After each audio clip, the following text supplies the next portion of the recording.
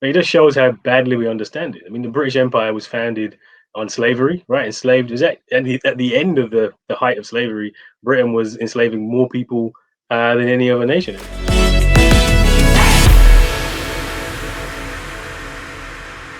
So if you're just joining us, please like and subscribe. I am very honoured to have with me the very esteemed Professor Kehinde. Kehinde, thank you so much for joining us. We're here to discuss, of course, your new book, The New Age of Empire, which is very exciting.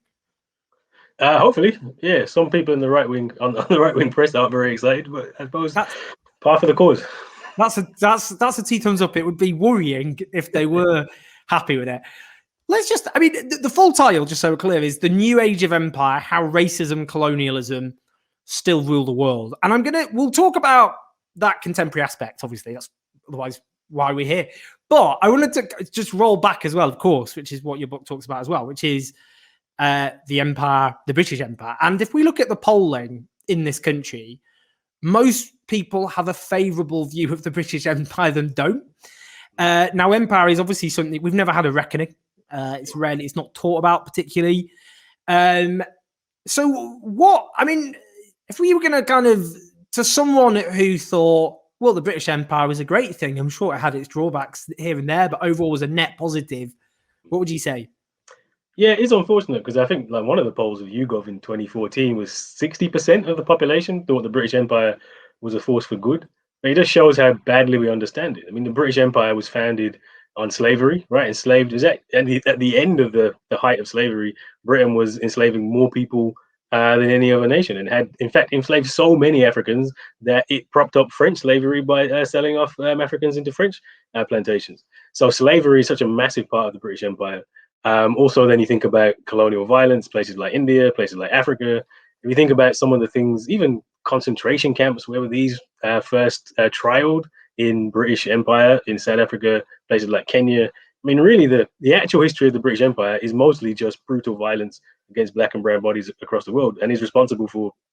It's in the millions of deaths that the British Empire is responsible for. So it really does tell us just how badly we understand this history if we think it's a good thing. I mean, I think of two particular incidents, not incidents, blimey, two very striking examples of what you're talking about. One, India, there was late Victorian holocaust by Mike Davis, which went into the fact that famines, artificial famines, caused the potential deaths of tens of millions of people. Obviously, another example, Kenya, in the 1950s, when the Mau Mau uprising was suppressed with brute force and tens of thousands were killed, people were put in camps, which it's just not spoken about, is it? It's just erased from history. Yeah, completely. It's. I mean, when I went on Piers Morgan's Good Morning Britain and just mentioned that you actually cannot compare Nazi Germany to the British Empire because the British Empire lasted far longer and did far more damage, and there really is no comparison. But because history is taught by the people who win, right? Had Hitler and the Nazis won, I'm sure we wouldn't think the Holocaust was a terrible thing. And because the British Empire was dominant and won effectively, we have this myth making, and we just ignore the levels of violence, which really are relatively unprecedented. But we are talking about tens of millions of lives lost due to the British Empire over a couple of centuries. Let's slay some sacred cows. The Enlightenment. A lot of people think about the Enlightenment. They think humanity finally emerges, blinking into the sunlight as it escapes the Dark Ages and the Middle Ages. What would you say? What was your kind of view of the Enlightenment? The Enlightenment is white identity politics, is what I think I say in the book. I mean, it's just complete nonsense, right? So at the point where the West emerges, Europe becomes predominant. It really isn't ahead of any part of the world. It's like the Dark Age in like the 1492, the 15th century. I mean, Europe is the only part of the world in a Dark Age at that point, and is only really able to pull itself up from barbarism through genocide in the Americas, slavery of African people, colonial violence, and then essentially builds itself up to the point where you can have the Enlightenment in the 18th century, standing on the top of all these dead bodies and all this wealth produced by colonialism, and then can say, look, this is where reason comes from, this is where truth comes from, this is where freedom comes from. And it's propaganda. I mean, it really is. There's nothing else you can call the Enlightenment, I don't think. In terms of the West and the kind of the emergence of, I suppose, the notion of the West, and obviously this, as a link to the Enlightenment and so on.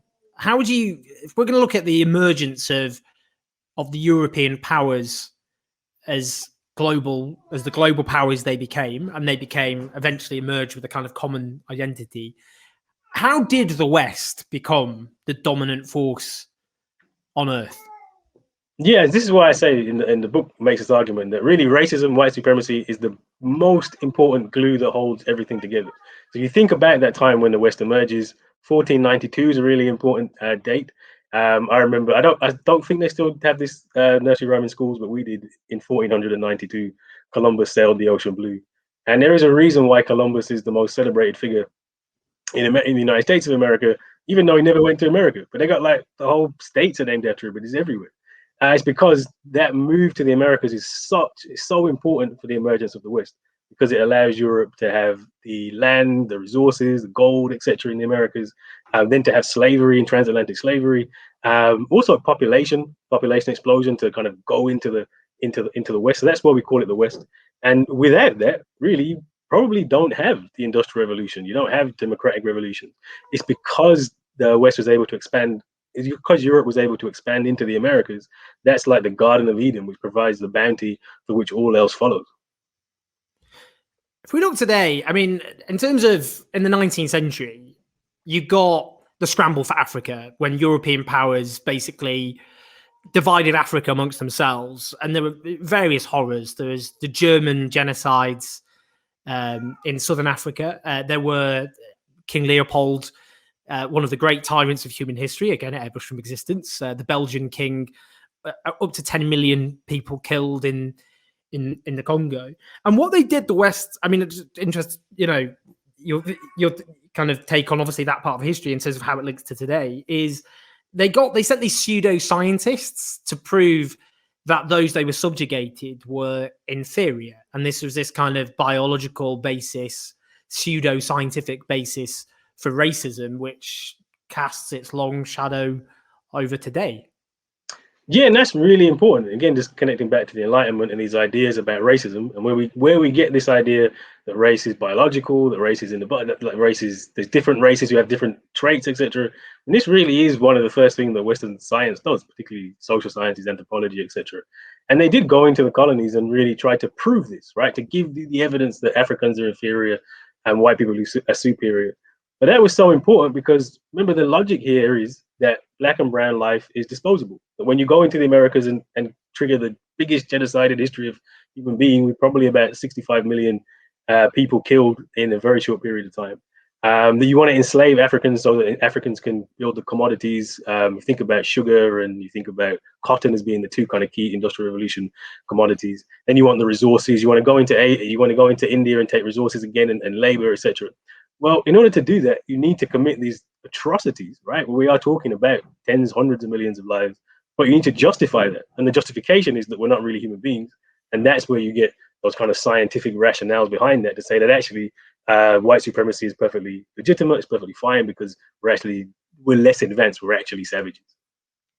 I know the debate sometimes gets bogged down in this, and outrage merchants on the right, it often suits them for that to happen. But obviously Winston Churchill is a striking example because he's so celebrated in British popular culture, deified by large sections of the British establishment, and it's seen as the ultimate outrage to discuss the reality of Winston Churchill. I always find this interesting because the US conservative pundit Ben Shapiro says facts don't care about your feelings, and yet so much of the right is constantly offended by facts. I mean, it's true.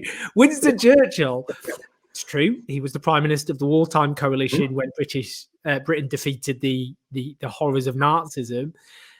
But if we were to look at, for example, the famine in Bengal in 1943 and his attitude, how he described Indians, I mean, what would you say? Just looking back at that whole issue. Well, I think the key thing is this justification of, well, he's a man of his times. It's complete nonsense because actually Churchill was seen to be really racist and extreme on these issues at his time. Leo Amory, who was one of the colonial secretaries of India, not in any way an anti-racist, said to Churchill himself, he said, look, on the issue of how you view and talk about Indians, I can see no difference to how Hitler talks about the Jews. I mean, this is at the time. This isn't looking back saying this is terrible. his contemporaries thought that his views on Indians were awful, and he was perfectly happy to sacrifice 3 million lives in the Bengal famine just to protect potential shipping for grain for Britain. It wasn't even like there was a crisis; it was just in case it's fine for 3 million Indians to die. At the time, people were wary of him. There was even in the Tory party at the time, the younger people were kind of wary of him. He was known to be an extreme racist, eugenicist, etc. This is not looking back criticizing him. Actually, he was out there at the time. So a lot of people would think, whatever they think about the empire, you know, they might think, okay, fine, you've got a point. Empire wasn't so great, very terrible, but the empire's gone. Decolonisation took place. The formerly subjugated nations across the planet achieved their independence. This is the past we're talking about. Yeah, no, that's the whole purpose of the book, right? To say actually, if you look at the logic, what's the key logic of the West? It is white supremacy. It is that black and brown life doesn't matter. The fact that we're having in 21st century the biggest protests around these issues, and people are literally the same, reminding people that black lives matter. That should tell us that things haven't really changed as much as we like to think. And what's really happened and what's really shifted is you moved from an old version of colonialism, which was European dominated, heavily colonial violence, with arms and forces and things like slavery, etc. That couldn't really be sustained because people revolt. People, as particularly after the Second World War, when you had millions of people in the colonies. Remember, these were world wars, all fighting for their freedom. People weren't going to go back to just say, yeah, we're going to have this old hard style colonialism. So what happens after the Second World War is there's a shift away from Europe, so the center moves, whereas before it was European empire, European powers, it shifts to America. Remember, the Garden of Eden has the wealth, etc., becomes the center of the way that the system works. And there's also a shift away towards more less coercive forms of power. And now it's about financialization. It's places like the UN, it's the World Bank, it's the International Monetary Fund. So you kind of, people win their political independence, but economically, the actual relationship between the West and the rest of the world is exactly the same as it was 100 years ago as it is now, where Africa, Asia, Latin America, etc., are fine to be exploited so that we can have the wealth we have today. So it looks different a little bit in terms of politics and who's the leader of the countries, etc. But in reality and in the outcomes, it's exactly the same. Now, I know one of the things you talk about in the book, and I think this is really interesting because it comes up in the context of a right-wing discourse in this country. So if we talk about, for example, Britain's aid budget, a lot of the people who argue against international aid will say, well, actually, a lot of these now independent countries, their governments are riddled with corruption. What's your kind of explain? So as you can see, I'm setting these questions up for you to answer them. But what just explain your take on that whole issue of corruption in the ex-colonial, formerly subjugated states ruled by Britain and other countries? Yeah, I mean, certainly there's corruption. I mean, and nobody could say there isn't corruption. There's insane corruption. I think I give some examples in the book. I mean, Goodluck Jonathan, the president of Nigeria, is accused of taking $1 billion out, literally overnight. Took $1 billion from Shell and took it overseas overnight, directly from the country's reserves. They can give lots and lots of examples of that. The issue here is that is corruption, but that's not African corruption. That's the corruption that's built into the way that these colonies had formed. You could call them former colonies. I'd probably just call them colonies. Are managed, right? Where let's take that example of the $1 billion that goes out of Nigeria. But where did it come from? It was Shell and Eni, Italian corporation. Where did the money go? When they took it out of Nigeria, where did it end up? It ended up offshore banks. It ends up in London. It ends up in the places. It ends up in the West, basically. So it's money from the West that goes back to the West, and never really stays in the African continent. The whole system is set up to do that, because what's happened now is it's all about economic exploitation. And these leaders who are stealing the money and taking the resources, if you actually trace back how they got into power, where they were educated, they were largely educated in the West. They're supported by the West. They're propped up by the West. They're put there to do that very job. So yeah, corruption's a problem, but it's the system itself that is corrupt. And when you do have leaders who arise who say, "Nah, let's not do this. Let's do something else," and this goes historically back to people like Patrice Lumumba in the Congo in the 60s, or even more recently in the 80s, when you had Thomas Sankara in Burkina Faso. They very quickly killed off, or there's a coup or something. So yeah, if you want to explain the corruption can only be explained in the West. Yeah, I'm interested in exploring other ways that, I suppose what I should use formal colonies, the form of formal colonies and colonies in uniforms, in terms of how that relationship's maintained. Because obviously, in the British Empire, you had military armed subjugation, and military force obviously is not something the West has ceased to engage in for to pursue its strategic and economic ends. But and imposing their own direct client or administrative structures on those countries. So how does it work now? What are the kind of mechanisms to ensure that continued subjugation? Yeah, so the mechanisms are, it's essentially it's about trade. So I think one of the sections in the book is called "There's no such thing as fair trade," right? So an example I use would be Cadbury World. Cadbury World is a really good example. One, I'm from Birmingham, so I spent a lot of time growing up in Cadbury World, and take my kids there as well. And if you look at Cadbury World, Cadbury is the perfect example. It's a company which is its key commodity is cocoa, right? I mean, without cocoa, there's no chocolate, there's no Cadbury's, there's no multi-billion-dollar corporation. But where do they get the cocoa from? They get it from Ghana largely, and other parts of the world now. Now, if you look at the conditions of the people who farm the cocoa, they're horrendous. I mean, literally horrendous. And Cadbury's is a fair trade company, but one of their aims is by 2050 that they will make sure that all their cocoa farmers are paid $1.50 a day, right? That's like their aims. That tells you what they're getting paid now. So the place where that produces the resource, cocoa, is literally stolen out. They just take it out. They don't pay a proper money for it, etc. Taken out of Ghana, taken to Birmingham. It's turned into this product. It's marketed. It's sold for loads and loads of money. There's all this profit made, but none of that profit goes back into Africa. And that was what the whole purpose of old style formal colonialism was. That's why it was done. And now it's just still done. It's just not done at the barrel of a gun, because the political, which ties into the other question about corruption, etc., who runs the countries. You have countries who are in theory free, but they're all totally dependent on Western finance regimes, right? So when the West leaves and European countries leave Africa, for instance, it's like, okay, now you're free, go ahead, etc., etc. But they've been underdeveloped to the point where there's hardly any schools, there's hardly any hospitals, there's no infrastructure, there's no factories, they can't possibly produce. So, for example, Ghana couldn't possibly produce its own chocolate bars, it doesn't have any factories. So straight away they fall into this relationship with the West, where they still have to rely on the West to take out resources, etc., etc., etc. And now it's sort of justified because they've got a black a black president. But if you actually look at the economic relationship, really hasn't shifted in any way, shape, or form. And probably most of the world live in very similar conditions today, doing very similar work today that they would have done about 100 years ago. When we talk about racial inequality, what comes to people's minds who at least engaged with the issue of that form of inequality is disproportionate police harassment, disproportionate incarceration, levels of poverty, unemployment, discrimination in the workplace, and so on. But you want us to think as well of it in a global sense. So do you want to just kind of talk about that a bit? Yeah, so that's all true, right? And we tend to think about racism in those terms.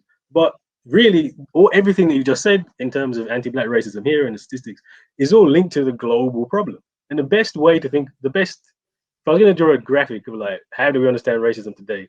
What we should think, do a map and color code it of GDP per capita, and you'll find very quickly that it's Africa at the bottom, so-called sub-Saharan Africa at the bottom, the West with all the white countries at the top, and then there's this hierarchy in between. We've literally created the world in the image of white supremacy, right? And if you look at the outcomes for that, so the stat I think I use in the book, and I usually quote, is that a child dies every 10 seconds because they don't have proper access to food and water. Almost all of them. I think I would actually say probably every single one of those children are black and brown in the underdeveloped world. That's racism, but we don't think of it in those terms, and this is a major part of the problem because we're missing the point if we just think that racism is what happens when white people in the West are mean to black people. Yeah, that is definitely part of it, but that's because of a global system and that hierarchy you see around the world. You then also see that hierarchy here. So you can't solve the issues you can't solve the issue of racism in the UK without solving the issue of racism in Africa and other parts of the world because they're totally connected. So there's a lot of triumphalism, except for I suppose the hard right of politics in Britain anyway about Biden's triumph in the United States. Donald Trump has gone. Even you know, many people on the right would accept Trump was another not very subtle racist. Mhm. And now Joe Biden is here, and a new golden era can begin, which can unpick the legacy of apparently the legacy of official racism, which began in 2016. What do you? How would you answer that? How would you kind of? What's your take on the fall of Trump, the rise? You know, Biden's triumph. Is there any grounds for optimism? What's its significance, and what maybe is the critique? I mean, at this point, Black Lives Matter emerged under Barack Obama, the first black president. So clearly, the issue did not arise with Trump, right? Malcolm X is always the person to go to on these issues, and he has this thing where he talks about the difference between the Southern wolf, who is Trump, right? Trump's a Southern wolf who bears their teeth in a growl. You know they're racist. You know they're not your friend. They know that you want to eat you. It's very obvious, right? But compare that to the Northern fox. Now, the Northern fox bears his teeth in a smile, right? Still going to eat you, but he's going to pretend he's more cunning. He's going to pretend to be your friend. That's Joe Biden. In fact, that was Barack Obama as well. And that's kind of this kind of liberal racism where it feels nicer when you get eaten, but you're still getting eaten, basically, right?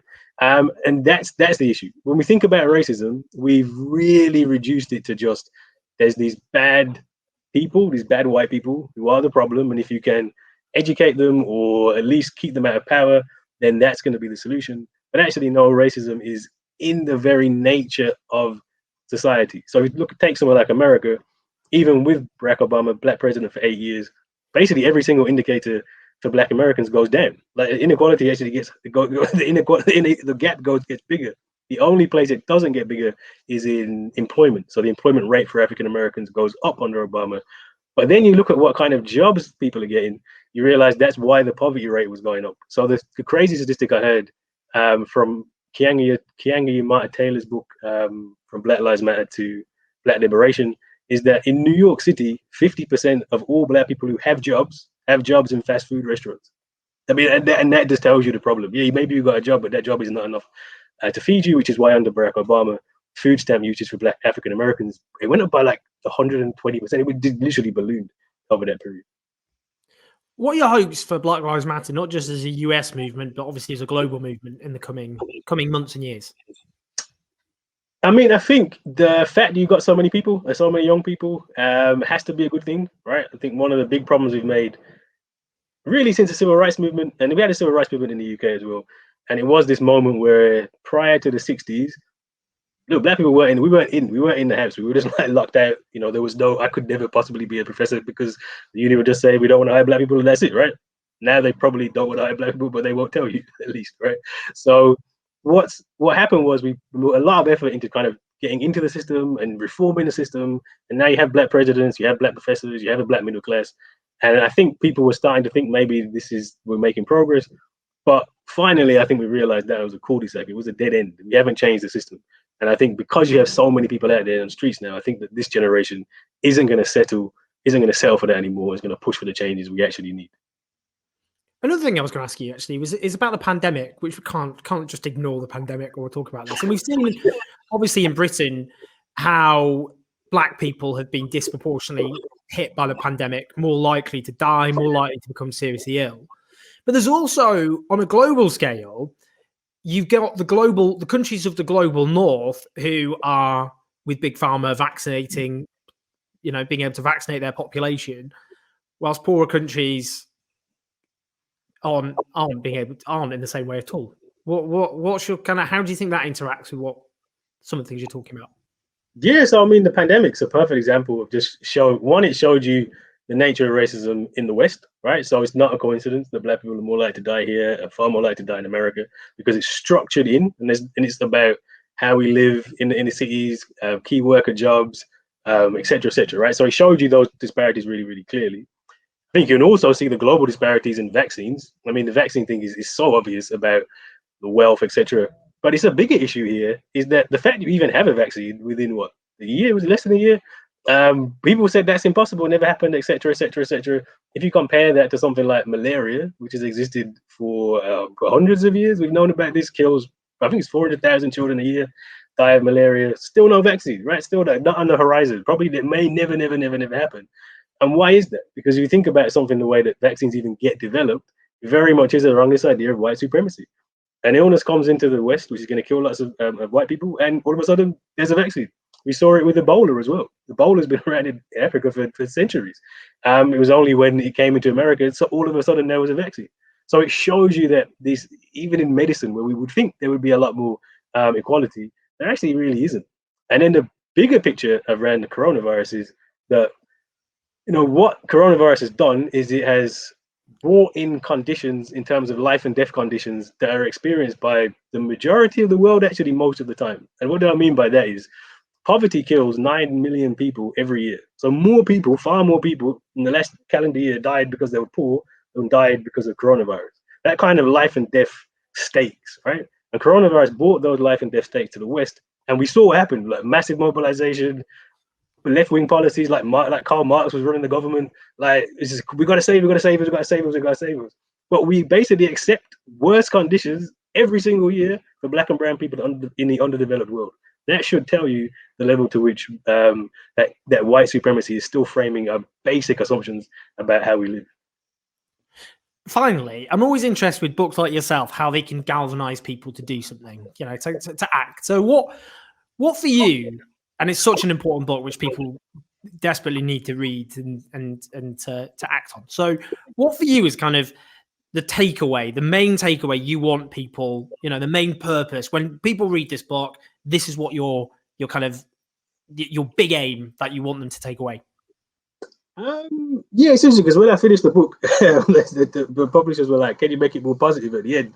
And I was like, "No, it's not." Like, because this is one of the things that we're doing right now is we've had Black Lives Matter, we're thinking about race, etc.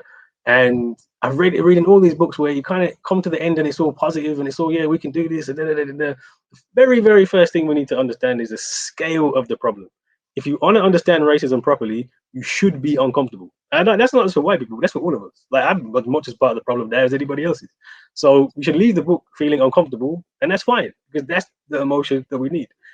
We need to understand the depth and the scale of it and how it is rooted in our everyday life. Like, it's not something that can be fixed with racial bias training or a bit of read a book here, or et cetera, legislation. So it's to really understand the scale of it. In many ways, this book is a prequel. So the last book I wrote was called Back to Black, Retelling Black Radicalism, which kind of gave this is what you can do, the Black Revolution, et cetera. Revolution is possible. But this one, the whole aim of it is to really make the case that revolution is necessary. If we want to end racism, honestly, truly want to end racism, then we have to have a much deeper look at the issues than we currently are having. And also, I'd point out, this is not just an issue for black and brown people. Obviously, it is for us. It's a matter of life and death. This really does matter on that scale.